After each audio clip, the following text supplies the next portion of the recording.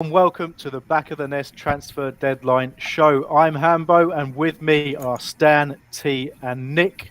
And we might get joined by Patrick a bit later on. Hot off the press, Sky are now reporting that Odsonne Edouard has signed for Crystal Palace for 14 million quid on a 5-year deal, which is the news we've been waiting for all day, and Palace do like to keep us waiting. We're not just going to talk about that, we are going to talk throughout the rest of the deals we've done in terms of incomings in the transfer window, maybe talk a little bit about some of the players we've had to wave goodbye to, and maybe also have a chat about some of the things we think we may have missed. If you've got any opinions on that yourself, do let us know in the show chat. Right, but first and foremost, I'll come to each of you and get a reaction for the signing of Odsonne Edouard. Just, tell me about what it means. Tell me about why it's important. Stan, you're top right on my screen. I'm starting with you. Awesome. I think it's a great signing. I think we've been waiting a very, very long time to sign a decent striker that's obviously maybe made a name for themselves in another division or another league. Obviously, Mateta wasn't quite that person when he came in January. And I think, it's a real statement of intent from the club to go and sign, Edouard, or French Eddie, as they call him over up there. Look, time and time again this summer, it's proved the club's put its money where his mouth is. And has bought us and has added some quality. And he's going to make us better. So I'm really excited. Absolutely. And I noticed in the chat, Just CPFC said happy about Edouard and glad we didn't get Nketiah, which was obviously one of the options. Believe the situation there was actually on personal terms. A lot of people who know things in and around the club were saying that, that deal was basically done, in the course of last week, but broke down at a late stage. And T, I'll sort of bring you in on that, obviously give you an opportunity to speak about Edouard, but, was it the best option in terms of who we were linked with as well? In my opinion, I think it definitely was. I mean, as far as someone who, kind of like Stan was saying, someone who's had proven goal success.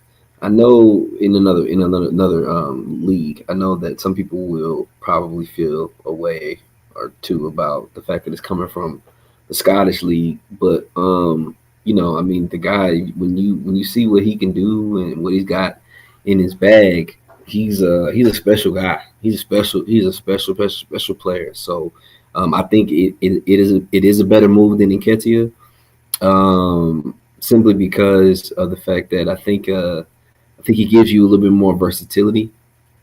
Not to mention, I think a lot of people were impressed by Nketiah's goal scoring record in U21 play, and I wasn't impressed by that, to be honest with you. I didn't think that was a great, measuring stick when it comes to Premier League.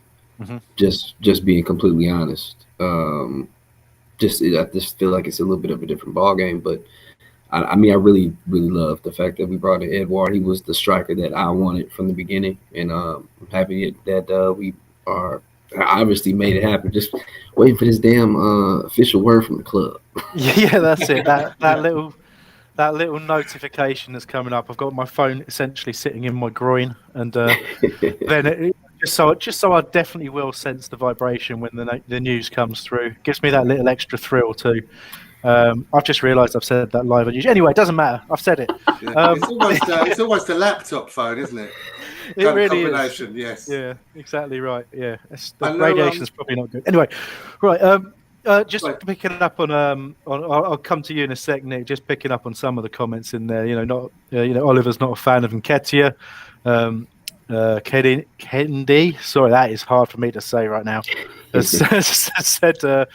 Edouard is a good signing and will score goals and thinks it combine well with Zaha, which is a great point. I agree. Well made. Oliver's pointing out that Said Agoun worked with Edouard at PSG, which is again an observation we made in the podcast this week, and a very fine one as well. And I think that bodes well too. Somebody who already understands the player, understands the kid, and probably. Yeah, but Edouard's been on the radar for a while. But I mean, Nick, if I come to you and Alan Sedgwick's basically said this is a good business window. He's had a go about Dougie, but Fairview's done the job this time. Well done, Dougie and the board. And when you look at the fee that we've signed Edouard for, and then start thinking about the fees we've paid for 2 new ball-playing centre-backs. We'll talk about those in a bit. How impressive is this business for you?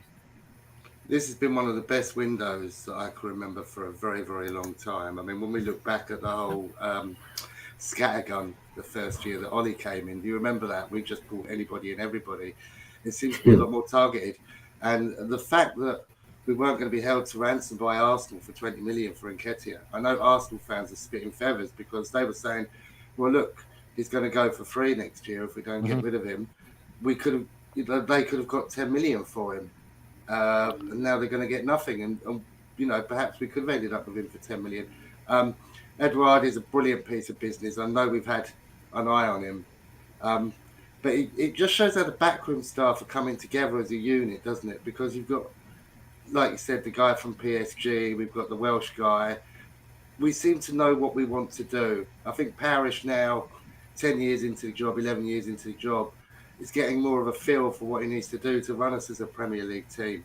So rather than buying anybody and everybody. And I've got a feeling that Vieira's got more of a say as well, because you did get the impression under Sir Roy, we can call him that now, he's gone.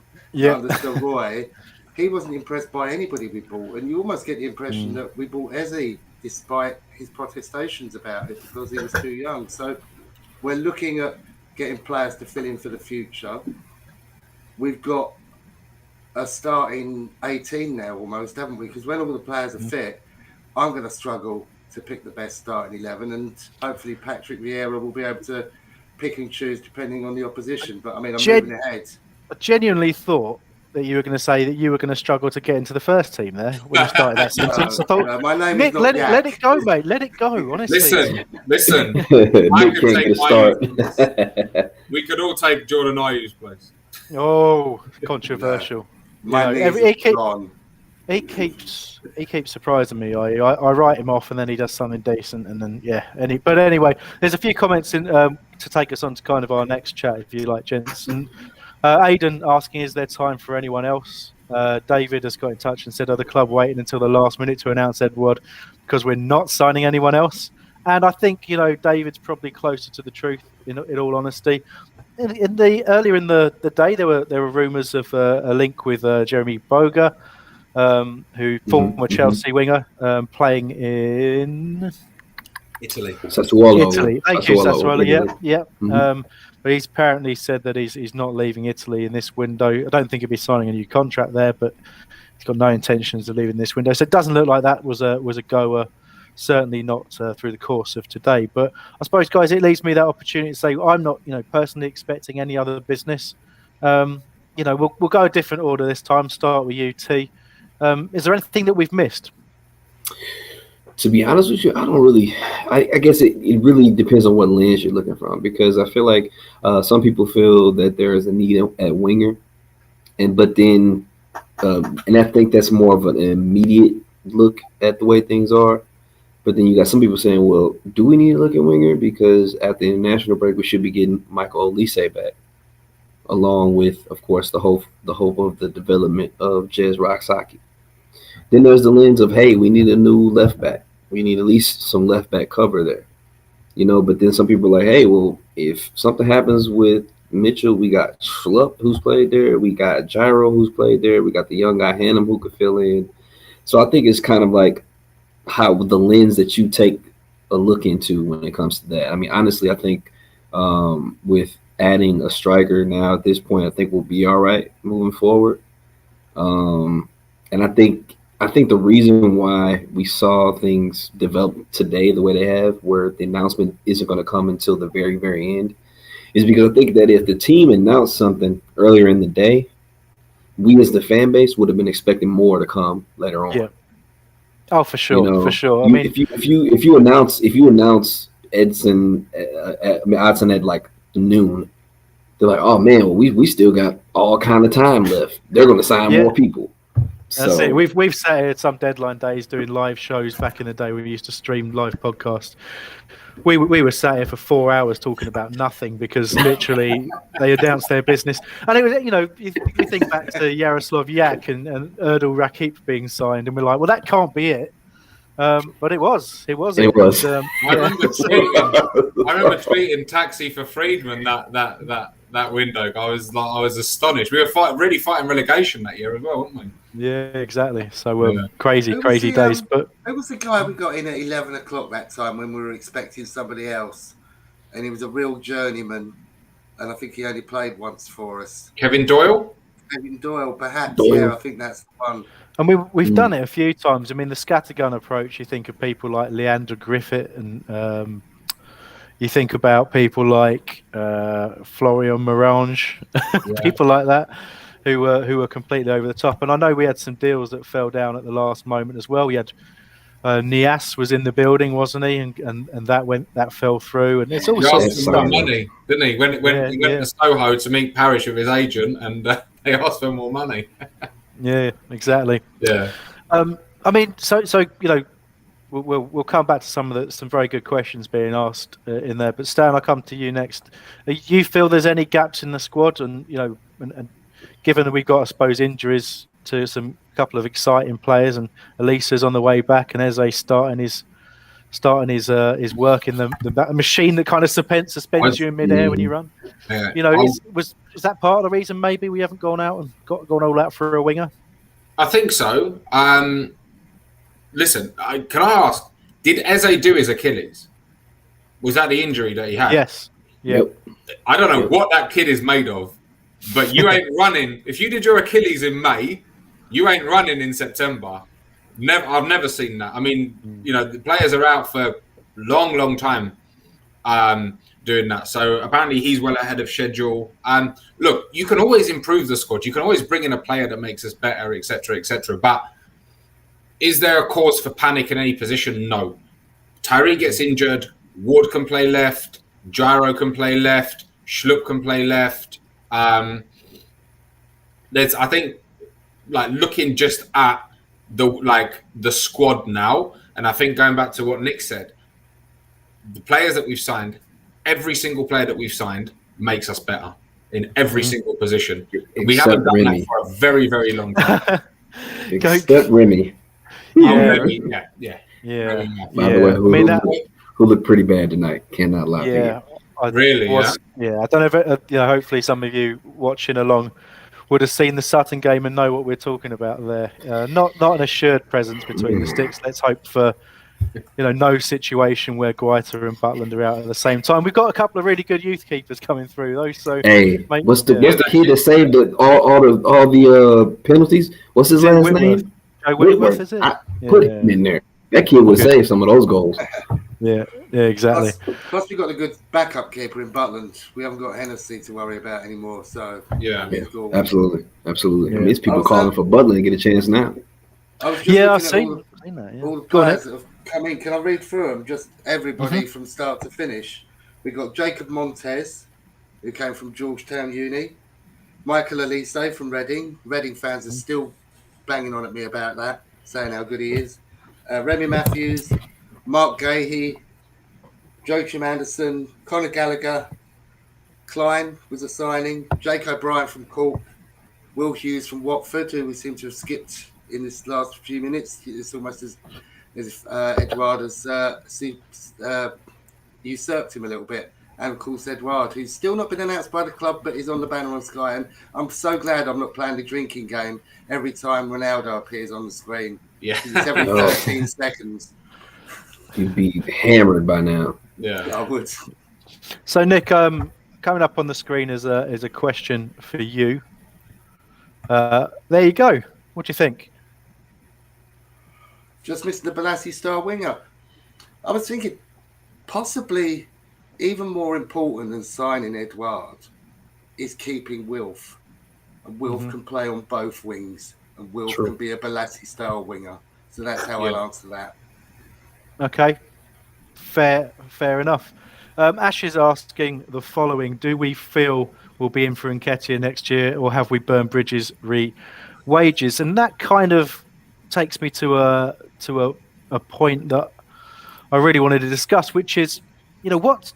I mean, obviously, it all depends on whether Edouard does the job, right? If he does the job, there's obviously probably no need to go out. By the way, official from the club. Official from the club.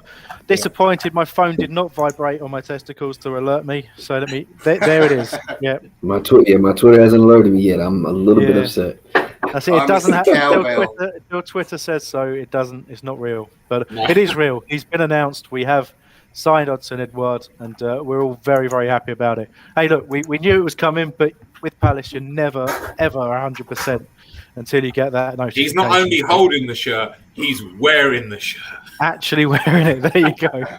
Which is great news, and you know, it's for me, it's a massive piece of the puzzle. But you know, when you look at what the squad are doing, when you look at what Vieira was trying to achieve, and you look at the way we're trying to play football, you know, what is it that makes you think that he's the striker for us? You know, looking at Benteke, the way he plays, the way he holds up the ball, are we looking at Edouard to play alongside Benteke, and are we looking for him, you know, to maybe occupy one of those wide roles at times, or is this just logic? We're getting him up there because he scores goals, and we're going to have to find a way to supply them, right? Because we haven't been creating that many chances so far. We've still got a lot of work to do to gel that team. And I'll ask you again on that, T. You were very, you know, clear how passionate you were about the signing of Edouard being the right thing. But what is it about his skill set that means you think he could succeed in our team? I think it's mostly about the fact that he has more than any striker that we've had in recent history. I think the most important thing that we've been noticing about our striking core these past few years is lack of dimensions. Benteke is one of the best in the air, bar none. We know that. He's terrible with his feet. He won't take players on. He's failed from the penalty spot for us before, which almost led to him being murdered by our fan base. But you know, but when you look at a guy like Edouard, he's got all that. He can take you on one-on-one. He can play with his feet. He can play in the air. He's really, really good in dead ball situations, whether we're talking penalties or free kicks. Some of his free kick goals I've seen were amazing. Like, he can really whip it. So I think that's the biggest attraction, is that you're not having, I guess, I don't want to say one-dimensional, but a limited guy up top. You have a guy that can literally do it all. And I think that's important with this type of expansive football that we're looking to play now. For sure. I'm just going to quickly flash up a comment just for you and just see how you want to respond to it, T. Appreciate it. Alan there obviously saying that he feels we are creating chances, we just got to convert them. There's a bit of that, but I do wonder about the consistency and quality of the chances we're creating. Having said that, I am a massive fan of what Vieira is trying to do with the squad, and I do see the signs that those chances are coming more and more. And you know, I've got every belief that having someone who can put them away. And Nick, Oliver's called him the next AJ. Do you think that's too early? Yeah, let's wait a few games and see, shall we? Interesting. His weak point is one of Benteke's strong point. He's not very good at winning the ball back or defending. Benteke's good at that, so hopefully they can complement each other. I've seen him play on 2 or 3 occasions where I've had Celtic games on, and he's bloody good. The way he can ghost into positions and get at the back post to slot away, or sort of for such a big bloke to kind of appear out of nowhere is a skill in itself. When he first started for Celtic, the fans loved him. It was the moment he said that he wanted away that they kind of fell out of love with him, and his performances fell down a bit. So hopefully that won't be something that happens in a year or two's time. That is somebody who buys into the club, and I'm pretty sure he will. I mean, it's difficult to match Celtic Park, isn't it, for atmosphere? But I'm pretty sure Selhurst will come close. And I'm sure the fans will take him into their heart, which could only be a good thing, can't it? Indeed. Stan, I don't know if you were aware that you know, Brighton were heavily linked with Edouard. Another opportunity to lord it up over them if he's successful. And you firmly believe that will happen? Yeah, I think so. It makes it all the sweeter that we got him, really, because they were after him, and I think that he decided himself he didn't want to go there for some reason. I mean, I can understand why he wouldn't want to go there, but exactly. Yeah, I think he will be good. And just going back to your point on Benteke and him, they will both play big parts this season. I'm 100% sure. I think so. What we have got now is we've got two really good centre forwards that we can bring on to adapt games, or they can start. One can start a game. If it's not working out, you can change it up. We haven't had that in such a long time. Mateta, he's probably not up to it. Like, let's be honest. Like, he doesn't look like he's up to it. There's moments of skill here and there, but you saw him against Watford. I see him in pre-season. He didn't look good, did he? You can play up top, but again, like, he scored 1 goal last season, right? So these guys are out and out centre forwards. I think they're going to do really well for us. Again, very, very pleased that we've got him. Stuff. Obviously, again, as people join us, they're still asking if we think we're going to sign anybody else. There's no indication that any deal has been close. There were indications, earlier that some deals were close at one point, have fallen through. There was a lad from Dundee United called Kerr Smith. That's it. Yeah. That deal didn't go through, but somebody we maintain an interest in, it seems.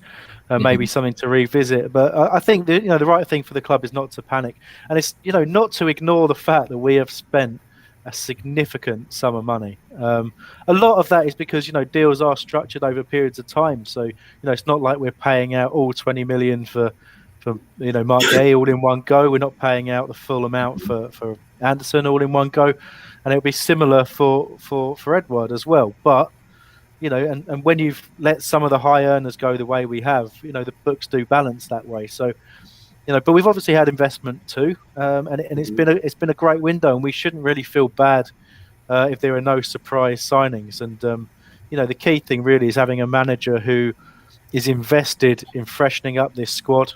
Who's willing to use players, and also we've seen it.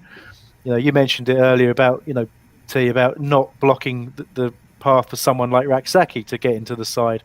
We haven't signed a winger. That seems like it might have been a bit of a gap when you look at the fact we haven't really replaced Townsend. But he's got till the next window to keep pushing, to keep trying to do the best he can do in the 23s, and and potentially in we're not in any cup competitions anymore. We don't seem to like them, but just keep pushing and pushing in training and try and get that opportunity. And then come the January transfer window, maybe we'll do some more business there. But Nick touched on it earlier. Zaha wasn't heavily linked with anybody else at all anyway, for once. But keeping him is a great bit of business too for this window. So why don't we have a bit of a chat, a bit of a conversation about who else we brought in. Nick, you gave us a good list earlier on, but I'll go through each of you, and depending on the order in which I do this, you're going to have fewer options to give me your sort of favourite signing. But so Nick, I'm going to give you the honours of starting, and what do you think has been the most impressive signing and the most important signing of this window? On evidence so far is Gallagher. It's just a shame it's a loan. Sorry, you two. I know you were going to go with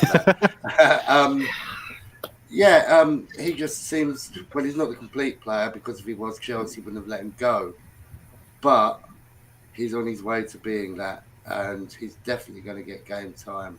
And I think he'll be the glue that kind of holds their team together. But that said, with the other players that I'll let Stan and T mention, he might not be the only one that's really, really good. But I'm going to go for him to start off with. Good choice, I think. Stan, you can go next.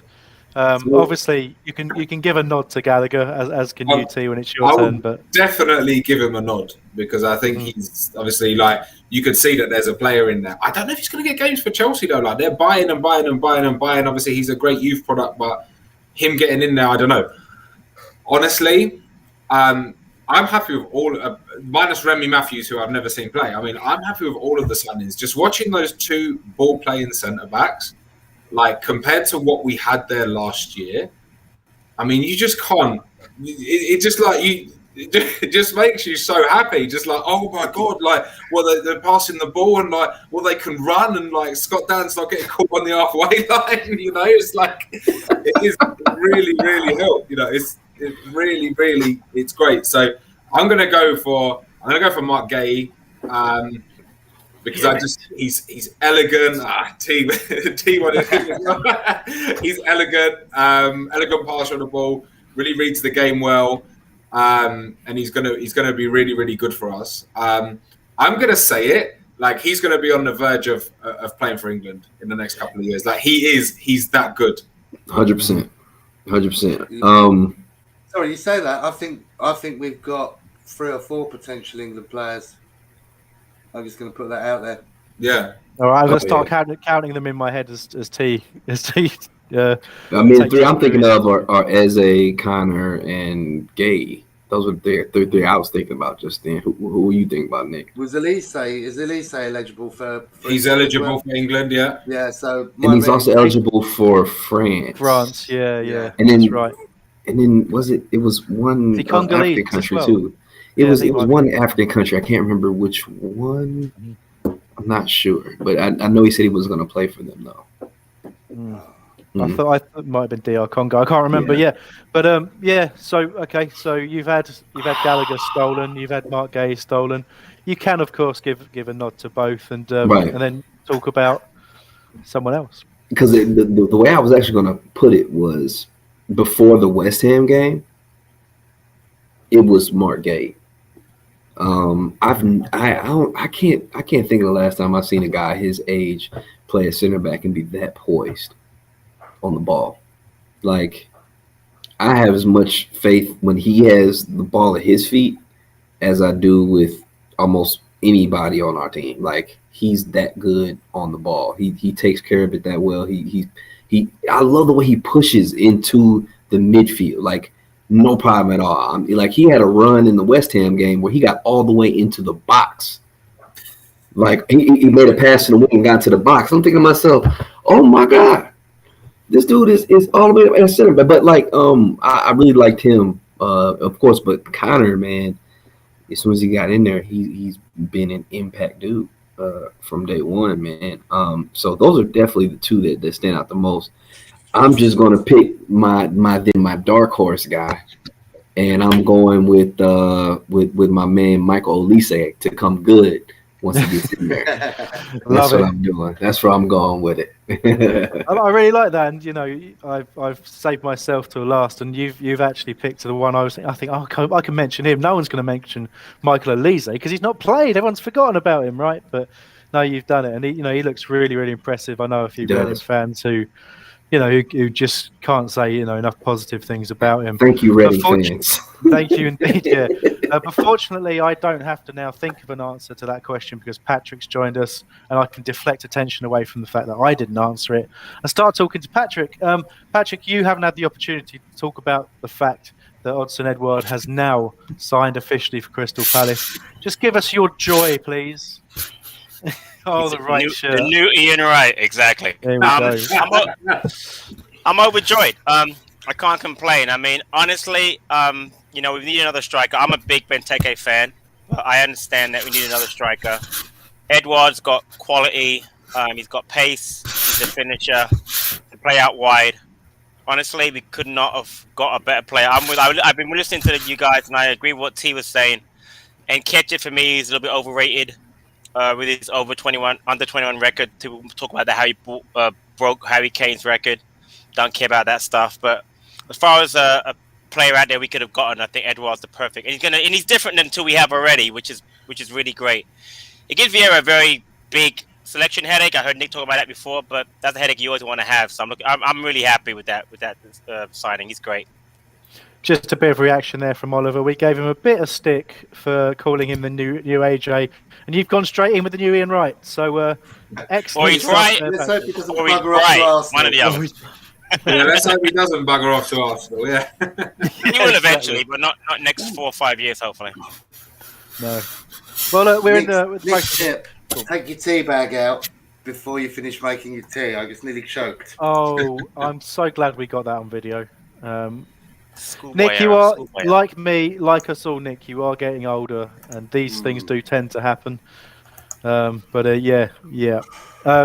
I mean, you've got to react to this, Patrick. I've got to get this comment up for you as well. A little drink that one in. Well, luckily, no more watch-alongs this year, and no more Roy Hodgson. So there was never going to happen as far as me screaming this year. Trust me when I say this. I'm trusting the process big time, so I'm not worried about. Me too, 100%. Yeah. I think Patrick should do under 23 watch-alongs because they've got to be better than give and go, haven't they? I like Mark Bright, but I get the give and go comment and call him Mally all the time for Malachi Boateng. It's also very good. So go on, Mally. Yeah. Go on, Mally. Can I just say that Celtic have James McCarthy and we have their best player? That's brilliant. You're right. That's brilliant. Well done, Stan. It's right. Yeah, good stuff. That is an impressive exchange. I literally put out a tweet and said to Edward, hey, come on, big dog, we ready for you. We got that number 22 jersey ready for you. The guy before you didn't play much in it, so it's all good to go. Yeah. Amazing. God, do you know? I don't know why it just popped into my head the other day. Just literally a second ago. Sorry, that we signed Jordan Much once. I don't know why that just popped into my head. We did. Why? Why? But why are you doing? I think I don't know. It was just there. I think. Did he play? Because you're a masochist. Yeah. No, 22. That was it. 22 was the link. That's exactly why. My subconscious knew that before I did. That's impressive. Jung Yong Lee, I think, was 22 at some point as well, wasn't he? Possibly. Now you're asking questions I can't possibly answer. We got people at home with access to the internet that wouldn't break this stream. So let us know, guys. What was Chungy's number? Nate has asked a very good question. Well, not asked a question. He's just made a statement that I think we need to consider whether we agree with. He's called it our best window since promotion, arguably since Parish became chairman. Can we think of anything better? It's just a free-for-all. I'm not going to ask a name. Who's going to speak first? Yeah, I'll jump on that because I've been reading on Twitter about how this might be our best window ever, and it's not even close. It's not close. You can't compare it. The only one I can think of is 16-17. We got Mandanda, Townsend, Tompkins, Benteke, Flamini, Luca, Schlupp, and PV. But they were across both windows, not the first window. So there's no way you can compare. I mean, I'm not going to go over the names again because Nick did that. But get players like Anderson and Guehi for your centre back combination. To get Olise, to get Edward, to get Will Hughes. Again, we haven't talked about Will Hughes. I'm not. He is going to be a key player for us because he does something that Luca can't do, Kyoto cannot do, and Gyro can't do. And he's got a little nudge about him. I thought McCarthy had a little nudge about him, but Will Hughes will stick the boot in every once in a while, which we need every once in a while in that midfield. And he's very versatile. I remember him at Derby. When he's at Derby, he's supposed to be one of the next best players coming through. So Will Hughes is going to be a massive signing. So no, I don't care what anybody says. I'll argue to the day I die. Best window we've ever had. By the way, real quick, credit to Dougie, took a lot of stick, and credit to Steve Parish and the investors because without them, this does not happen. Anybody who was slagging off the Crystal Palace social teams, I've just seen the best tweet they've ever sent. Don't watch it now because we're on stream. But needless to say, it's got Edward going into a record shop in Soho. I'm not going to spoil it anymore. But just so that's what that is? Okay. If you like a certain 80s Manchester band. He went and found the actual song to that. I get it. Oh, I like it. That's why it took so fucking long. That's why it took so long to release the video right there. Yeah. Can I ask Chris a question? When we were talking about managers, well, I'll ask you all of this. Patrick Vieira was a bit left field in coming in, wasn't he? Because we were talking about Valerie and Ishmael and a couple of others. Would we have had this good a window without Vieira, do you think? That's a really good question, and I have to answer no. I think the pull that Vieira has, it certainly made some of the early signings. I think they happened quicker because of Patrick Vieira. I really do. When you've got someone with that reputation, it's so much easier to convince a player, to get them the belief in what they keep calling the project. I'm not sure I like that as a phrase. It doesn't feel very football to me, but believe in the project, believe in the the strategy that the club have in place. We've had our fingers burnt before, haven't we, by trying to bring somebody in to change the way we play. Somebody with a big reputation, but he's come into this with his eyes wide open. He's clearly understood that first and foremost, to play a possession-based game, it starts at the back. The only time you don't have pressure on the ball is when you're playing out from the back, and it gives you that chance to kind of build some momentum, build some confidence, and basically impact the game more. We've had to suffer as Palace fans for a really long time with having to find a way of playing that deals with our opposition. We don't really ever experience for long periods of time a style of football that means we're constantly taking it to our opponent. We're trying to impose the way we play on them. Our best football was always done on the counter attack, and I feel at times Roy did try to change that, but not in the way that was ever going to be successful or ever going to give us the kind of excitement that we crave as fans.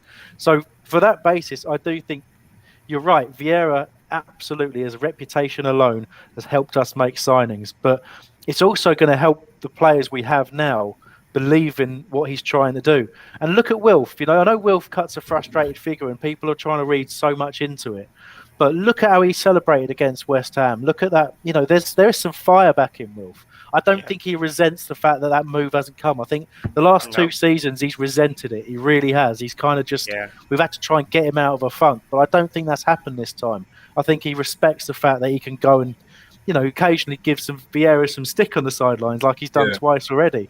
I think Vieira's not stupid. He's let him do that. He said, "Look, you're the man, Wilf. You're the guy. So you tell me what you think, and I'll tell you what I think." And I think, I see so many good signs for it right now. I think, getting him in, after listen, I'll admit it myself. I've been highly critical of Steve Parish, of this board, of Dougie Friedman over the years, especially the Hodgson years. Those dead transfer windows with the likes of James McCarthy. I'm trying to think who else we signed the season before that, and it was just losing to getting done 7-0 by Liverpool, losing 3-0 at home to Burnley, 3-0 away to Villa. These dead games. But I've got to give it to them. They've gone out and done exactly what the fans wanted. They've gone and got a manager that's going to play progressive football. Okay, it wasn't Lucien Favre, but you know what? This guy's going to be better than Lucien Favre. I'm always with Patrick on this one. I hear him on the post-match show and stuff like that. I'm trusting this process because, believe me, this guy knows what he's doing. And he's surrounded. It's not just him. Exactly. His coaching staff. These are unbelievable coaches.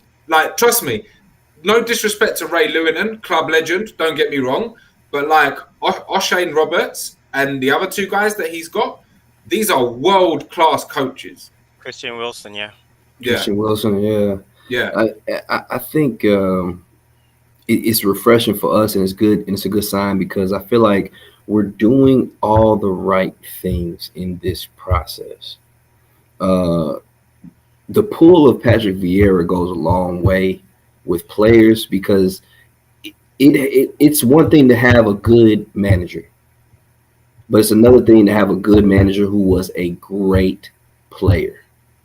Mm-hmm. And for guys like Wilf, and it's kind of like what you talked about, Hambo, he can go back and forth with him because he knows that as a player, he knows how to take constructive criticism and he knows how to give it, as a mentor, as a tutor, as a teammate. So it's gonna be a dialogue. It's gonna be a back and forth. And these young guys want to come in and play for a coach like Vieira because these are the kids that have watched him play. Yeah. So they're like, I want to learn from him. He knows. So right. He knows. None of these kids ever saw Roy Hodgson play football. I don't think anyone saw Roy Hodgson play None of their grandparents. Wait a minute. Jesus Christ saw Roy Hodgson play football. Yeah. No, but it's the lure that comes with being able to really play under somebody who you know for a fact not only knows the game, but play the game and play it at the highest level. We're talking about one of the most legendary teams of all time in the Premier League, and this guy was a centerpiece of it. Yeah, and it's you say that as well, and you only have to look at the comments that James MacArthur made over the weekend, when he started talking about Vieira, and he's not just going to say it for the sake of it. When he actually picked out specifically to say that his knowledge of how to play against the opposition is second to none in anybody he's ever worked with. Exactly. That is significant praise. Yep. And MacArthur's a positive guy. He always speaks well. He spoke well of Roy. He spoke well of everyone down the line. Yep. But honest too. Yeah, very honest. When you're right, Patrick. But that's the thing he picked out, and I think that tells us all, what we need to know about what's going on behind the scenes, what the players are getting, what they're believing in. And we got so much to feel positive about. Loads of comments coming in, and thank you for all of them, guys. We won't get to them all, and they come in thick and fast. So, a lot of people saying similar things as well. But I've got to say, when you look at Electro's comment here, which I'll just chuck up on the screen for us all, he's talking about the fact we've got tough games coming up against Tottenham and Liverpool. And do we think we can see a draw or potentially a win? It's great to get excited. And I'll tell you what, if we do get an unexpected result there, to me, we're way ahead of schedule. Because I looked at the start of this season and I thought... Yeah. Trouble. Patrick, there's so much. You see it on paper. You look at the fixture list. You go, people kept talking as like Brentford was the easy game, and it's not. It never is. Those early games against the teams that have got promoted are absolutely hellish. You're not going to get joy out of those types of games. So really, we've had nothing that's going to be easy for a team and a manager that's just changed everything so quickly. And the fact that we started to see what we saw. We saw signs of it before, but the second half against West Ham, the physical change, the belief that came through a goal, those things, really do make such a difference. And I'm conscious I've talked a lot, guys. So I'll throw up some more questions, but please, jump in as much as you can. And that's the thing, Hambo. I mean, and I know Stan will agree with me. I'm very critical of what happened last year because it was just boring to watch. I couldn't, and Hambo, you're the same way.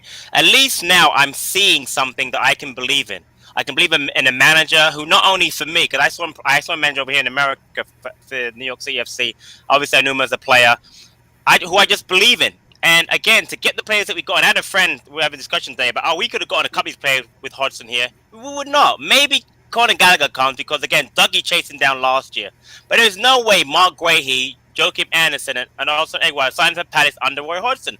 One, they wouldn't play under him. And two, the style of play that he played it was archaic. At least under this manager now, we have someone who we know wants to take us forward. And that's what's exciting. We haven't won a game yet, but I'm so excited just for the next match because I know that we can and will play better. And the evidence was in that second half of West Ham. What a difference. So I see we have somebody in, so I'll stop now. Oh, is that Dia? I mean, it's supposed to be. Currently, we have a black screen. Oh my gosh! That's this is why he couldn't be on the show. Who knows where this guy is right now? I don't even want to know. Probably in the middle of sound or something. Dia, I know where he is. Hambo. He's down at the training ground, lost his shoe. Yeah. Edouard, that's what I came in for. I wanna be Edouard. What's going on, guys? What's up, man? This is what I came in for. I've been waiting for the signing for ages. I just want to be Edouard. Yes, what's going on? How's it going? What the hell? I don't even... What is going on? Where are you? How's it been going for you guys? What have you been talking about? What have we been talking about? Thanks for joining us. Edouard. Yeah, Edouard. We've talked about transfers in general, mate. The usual stuff. Having a lovely chat. I wanna be Edouard. You can't see his face because of the bucket hat he's got on. Hey, I gotta hop off, fellas, but I appreciate y'all, man. Always a pleasure. All right, guys. All right, Take care, T. Come Natural is asking you to pay your light bill, DR. Yeah. Is it really DR? See you later. I mean, I don't know what's happening with DR. No. Your face live. Yeah, it has been ages. I still can't actually see your face. Yeah. They make night vision on, mate. You keep avoiding me. That's why I came. That's why I came here. You keep avoiding me, Amber. What's wrong? Yeah, after last season, I had to deal with you every single week, doing watch-alongs, and I just needed a rest from you, Kernaz. You know how it is. But I want to be Edouard. I'm just buzzing. I can't lie. I'm buzzing. But this is a window quickly go. 9.5 out of 10 this window. 9.5 out of 10. That's how close it is. 9.5. We missed the winger. I think that's the only thing. But apart from that, it's been our best window ever. I just don't want to say 10 out of 10 because that's pretty high, ain't it? So I'm just going to say 9 out of 10. Yeah, but DR, why would you want to sign a winger when we've got What? as a Banks and Raksaki? Why would you want to buy a winger and then choke their development? Yeah. We just wait for him to come back. That's all. You know what I mean? And we got Jordan Ayew, right, Stan? Oh, Jesus, mate, have we?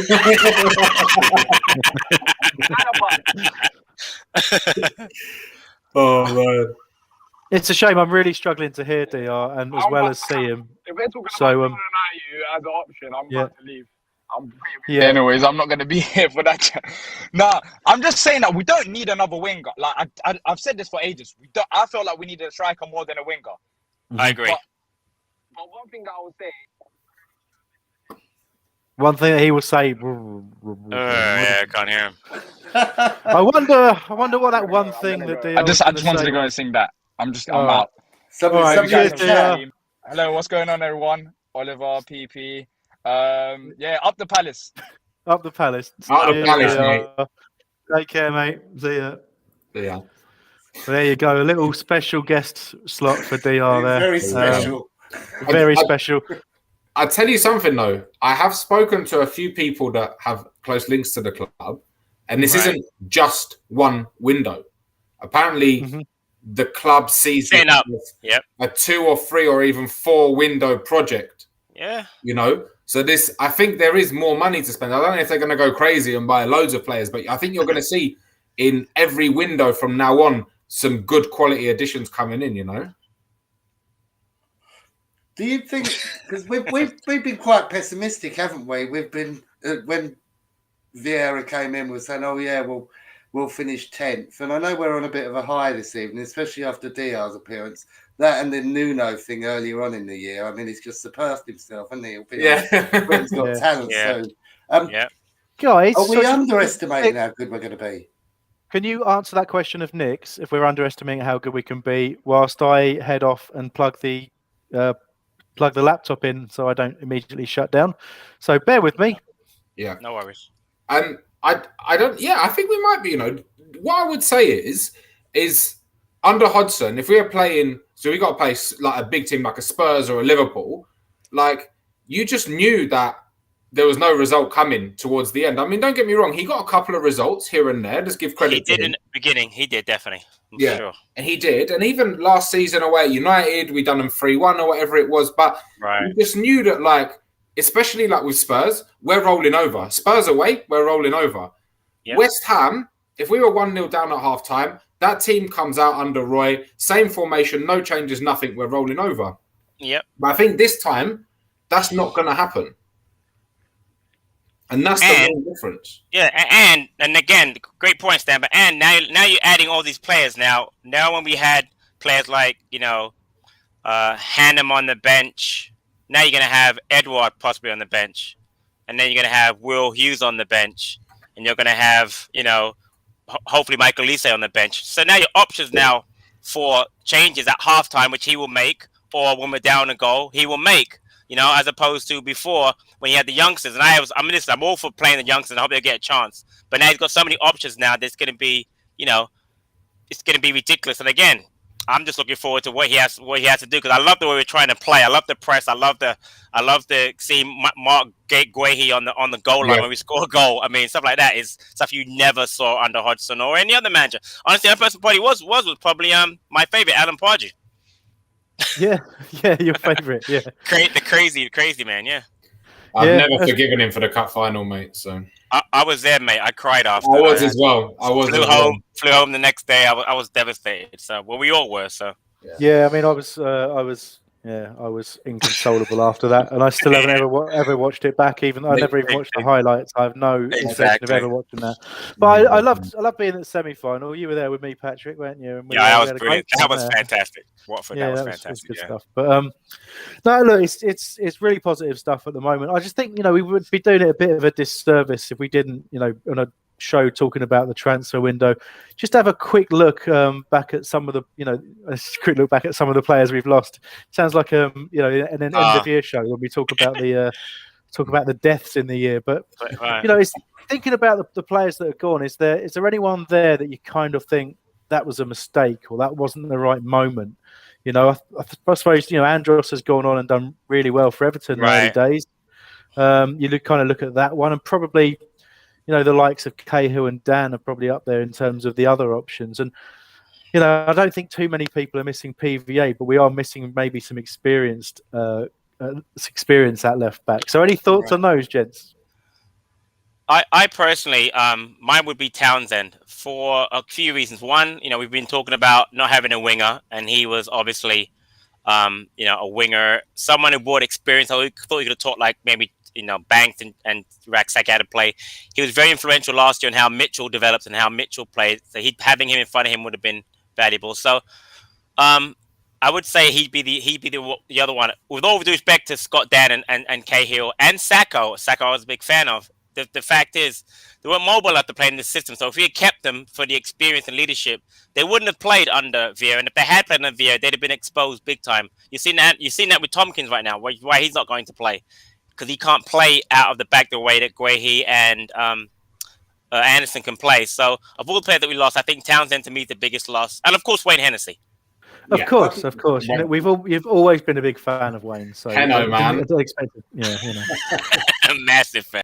Nick, you had your hand up. Yeah. I think Tompkins will get the odd game, especially if we if we go to a 3 at the back with wing backs. I think he'd be a good solid one there in the middle. So I don't think we've seen the back of him yet. I just want to mention what do we think about Dan going to Reading along with Roy Carroll? Funnily enough. Oh wow, is he still playing? He must be 43 or 44. Roy Carroll gone to Reading. He got what as a player or as a coach? As a player, I believe. The goalkeeper, Roy Carroll. No, Andy Carroll. Sorry. Oh, Andy Carroll. Andy Carroll, the striker. Oh, okay. I was going to say Roy Carroll. My biggest championship. Yeah. And Thanks, you know, Nick. I needed that. They need players. I think they're like 3rd or 4th from bottom. So listen, I'm a big Scott Dan fan. So hopefully he does well there. I mean, I saw an interview that he did. You know, Reading being so close to London, he said he went there for one reason because his family doesn't have to move. So that's good for him. So listen, best of luck to him because I have a lot of respect for Scott Dan as a player and as a person. There's a couple of comments that come in that kind of I think it's a really good idea for us to touch on them. So the first is a question, Stan, I'll let you answer from there you go, from Colin Waterman. Is there anyone we've signed that you'd change for someone else? Big question, that one. Oh, good question. I would swap. I'd take out Kouyaté because he hasn't been great. Especially first half of games, he can't get into a game. And I would put Will Hughes straight in because I think he, you know, like we said that, okay, look, Will Hughes ain't Cabaye, right? But it's that Cabaye role, you know, like where he can spread it about a bit, he can pass it, he can drive us forward, but he can also get his foot in. Like Kouyaté is not really doing that. So that's one that I would probably say, yeah, I'll definitely change. I'd probably take out Ayew and put in Elise in a perfect world, but Elise is coming back from injury. He's got to build his match fitness up, etc., etc. So, yeah. Yeah, Stan, you changed the question now. I think he meant, would you change someone that we bought now for someone else we could have bought, like Will Hughes instead of Will Hughes? Whoa. You know I mean? Yeah. I like your answer, though, by the way. Yeah. Yeah, it was a good answer, and I started thinking about it as well. So you get a second bonus question. You've answered the question that doesn't exist. Now, I don't think I would. Like, okay. I think the club's done fantastically well in getting their targets, and I think that they've pinpointed them from day dot. I don't know if you guys follow Calcio Carl on Twitter, but he wrote two great pieces yesterday.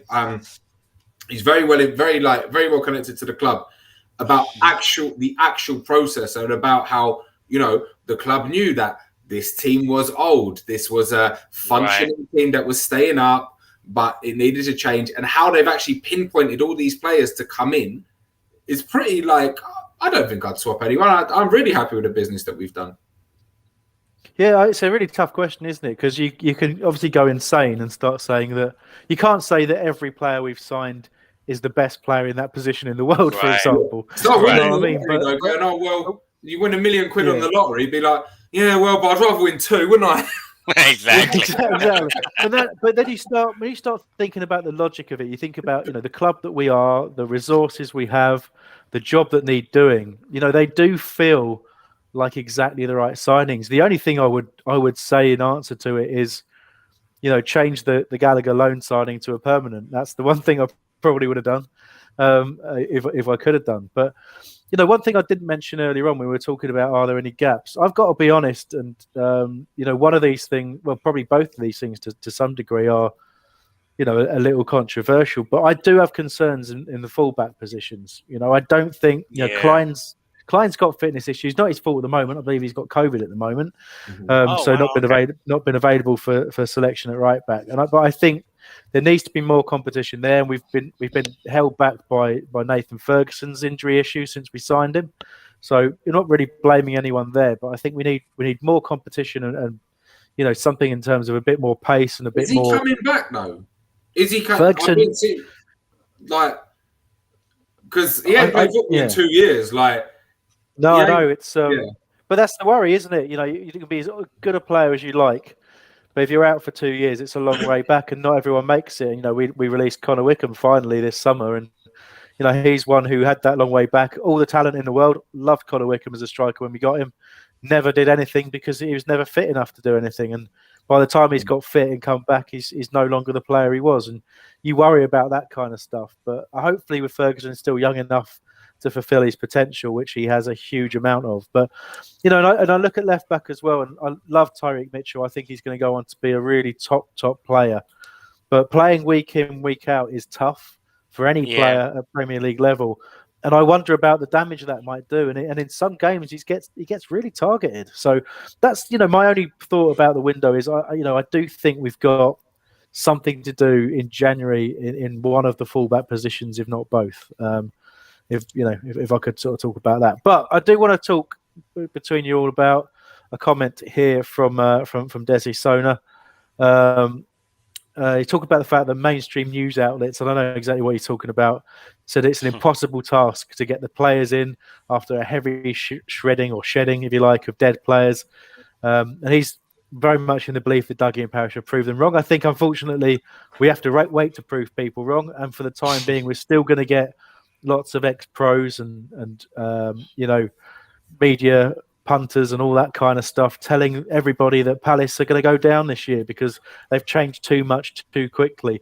I'm not going to say do you agree with it, because I don't think anyone on this call is going to agree with that, and probably nobody following the stream either. But what do you think's behind that? What do you think's where do you think that's coming from? Lazy journalism. People that don't do any research. They don't know the facts. We've got an idiot over here. He writes for the Toronto Star. His name is Brendan Dunlop, and he posted on Twitter the day we lost to Chelsea. He said, "Vieira off to a De Boer start, etc., etc." And it was like, listen, mate, do your research. Do you know what I mean? And you heard it from O'Hara the other day on TalkSport. He's another one, and he was like, "Oh, they're going down, mate, because it's like." What are you basing your foundation on? We've shipped out so much dead wood in this team and replaced them with better players. I've said it before. Every single player we signed has made us better. So, where are you basing this on? Patrick Vieira hasn't got league experience. Listen, he's won this league a couple of times, so that's enough for me. Do you know what I mean? It didn't matter when Frank Lampard got the Chelsea job, did it? It was the job. It was the job that he was made for. There is a clear difference between the two players, and I have to say, they want Vieira to fail. I genuinely believe that people want Patrick Vieira to fail. They want to look at Palace going through a big name and a manager who doesn't look like every other manager, let's face it, and they want him to fail, and I don't like it. I really don't. No, neither do I. I think it's a horrendous agenda against Palace. Very uninformed as well. Yeah. Anyway, that's my rant. I did that rant on the podcast, and I've got it out in this live show as well. Yeah. So let's see if I can wrap that up. Well, look, guys. I mean, we're not expecting any more news, so we'll just sort of wrap up with a few more comments and probably bring the show to a close fairly shortly. But, plenty of positivity in the comments there. I mean, Colin's talking about, he said that Ferguson's had another setback on a different injury back in the new year. And, there's been similar suggestions around. You all right, Nick? Having a little cough. You okay? Oh dear. Yeah, chest infection. All right, good. Oh, nasty. All right. Although my son's got back from Reading and said the 3 people he was camping with have all come down with COVID. So Fantastic! yes. You couldn't get me near a festival right now. I did see a question really much earlier on from somebody who said, "Do you think we'll finish above Arsenal?" And it reminded me of a tweet I saw earlier on today, which very much amused me. And said, "Beware of scam emails." There's a tweet coming. There's an email going around purporting to offer free tickets to go watch Arsenal. Please be careful. The email contains tickets to watch Arsenal. I very much enjoyed that. Brilliant. Yeah, that made me very, very happy indeed. Ronnie on the road saying, just imagine if this really works out for us, it will make people eat their words. And that's exactly it. And I do like that. We're all about that kind of siege mentality. If you can build that up, we've seen it before, haven't we, Patrick? You build that bit of steel, you think everybody's against you, and it's a really good weapon to use, in preparing for games. And Mark's asking how much we've spent in total for this window. Again, it's not all spent in one go, but you think, correct me if I'm wrong, guys, but I think it was 6 million for Elise. I think it's 14 purported for Odsonne Edouard, 20 for Mark Gay. I think it was 16 for Anderson. Yeah, there you go. Evangelos has gone with circa 77 million. I don't think it's that, unless I've got that wrong. But it's a big sum of money. It's a significant investment, and probably, as we've talked about, our best and biggest ever window. Yeah, I've got close to 90 million, but that's in dollars, Chris. So so that's probably it's a lot of money. Listen, and again, I was going to say what's in Canadian dollars to stand, but yeah. Canadian, be about 80 million Canadian. There you go. And again, you just got to give credit, because I didn't think we could do it this quickly. I thought they would take their time. But I remember during one of our podcasts, Amber, you read out all the players that left. And, at that point, we'd gotten a couple. But I didn't think we'd be able to add, for instance, Hughes, we've added since then, and obviously Edouard. And to bring about that kind of a change is massive. So, again, you just talked about it. The pundit can say what they want. The media can say what they want. It's going to be a challenge, obviously. But I love what we've done so far. I love where we're heading. And in fact, you're right. Once we do this, it's going to be so satisfying to shove it down people's throats that they thought Palace were going to be done and Palace for this, Palace for that. Because I just believe we're going to come out of this smelling like Stone Roses, maybe. Very good. How long have these transfers been in train for? Because obviously Doug has been working behind the scenes. They haven't happened overnight, so there's got to have been a lot of work behind the scenes. From what I understand, he's been working on Guehi, Hughes, and Gallagher since last season, and even on Lise. So I think maybe even Edouard was thought about last year. So they put a lot of work. Just a great point, Nick. You've got to give a lot of credit to our analysts and to Dougie, because these haven't come out of the blue. He's worked on these things for over a year plus. So again, that's hard work, man. Great job by Dougie, seriously. Yeah. Yeah, fantastic point. It really, really is. And I suppose in bringing this towards a close, and obviously, guys, you'll have an opportunity to bring up anything else that you want to talk about before we end, and any last questions, get them in now. But it'd be wrong of us not to talk about whether or not we've all seen the miss from Odsonne Edouard against Rangers a couple of days ago in the Old Firm derby. I don't know if any of you have seen that. I saw it. Yeah, I saw it. It's one miss, whatever. It was a price drop miss. It was a price drop miss. He did it on purpose. Yeah. I was on a work call with some of my colleagues work in Scotland. We've got Glasgow office and all that kind of stuff. I interact with them on a regular basis. A lot of Celtic fans there, a lot of Rangers fans, and as you'd expect, a lot of banter there. But one of them knows I'm a Palace fan, and the first thing he said when I got on a call today was it was nice to see Edouard knock 5 million off his value by missing that chance against Rangers. Perfect. Yeah. But yeah, that's I just my response was, well, he's perfect for Palace. That's exactly what we need. But there you go. So So can we just highlight that Arsenal spending in this window? Yeah, go ahead. 55 million. Yep. Let that sink in. Okay, and I have a question for you, for three of you. Name two of their signings. Just name two. Ben Scheidt, I dare you. Right, and name another one. that Donny at the back. I don't even know his name, mate. Exactly. From Brian. Ambo? No, we said that. Ben White. And It's a Brazilian guy that they signed today. What was his name? Because it was go like ahead. something like Royale something. Go ahead. Royal. I couldn't tell you. But that's my Emerson Royal. It's Emerson Royal. Emerson Royal. There you go. And that's my point. They spent 150 million. No one can name a player. I guarantee people could name only 3 Palace signings during this window. At least 3 of them. So there's a difference right there. So That's amazing. A couple of questions come in. Come Natural said, "Where does this leave Mateta?" And I think it's a good opportunity to just quickly talk about him and what's happened there. I mean, look, he's not covered himself in. Oh, so it was Spurs that signed Emerson Royal. Quite right. I got that wrong as well. I even got the wrong North London club. That's how bad it you is. got the better one. There was a player today, though, that's been offered to every team in the Premier League. It was on Twitter. It was on Sky Sports as well. Apparently, his agent had offered him to every team in the Premier League, and the only team that took him was Arsenal. Was that Tomiyasu?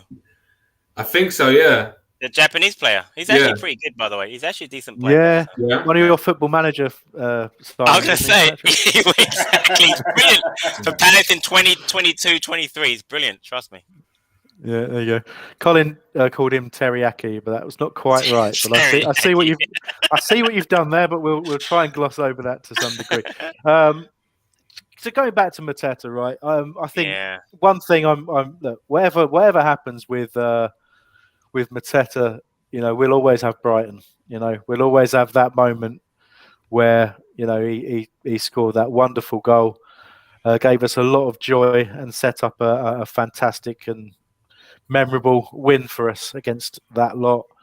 But he's had chances, and I think since he's come back, into pre-season and into the start of this season, there's been a lack of sharpness. The ball just seems to rebound off him, and we've seen players like that. And he's got a lot of work to do. I think there's a reason we've had to go back out into the market. But competition can change players. We've seen many players over the years suddenly, get that pressure of having real talent around them and know they need to step it up. And I think my hope is that's the case. And I'm going to say Binky Cam said I think Mateta can and will still be given chances, but I'm just glad we have 3 options there now. And I think that sums it up for me when you talk about Mateta. That's we've got other options, and if he's going to have any impact on the Palace squad, it's got to come from him, and he's going to have to do something special. Yeah. I'm glad we got him on loan as well, rather than buying him outright, which seems a good bit of business too. Because when we first got him, people were clamouring, "No, let's just buy him. Let's just buy him." And we were frustrated at the fact that Roy didn't play him, and I suppose in some ways he might have done us a favour now. But having said that, I've still got this feeling in my head that when he joined us and when he was confident, excited about joining the Premier League. He was using us as a stepping stone. He said, "I'm going to play well here and go to a bigger club."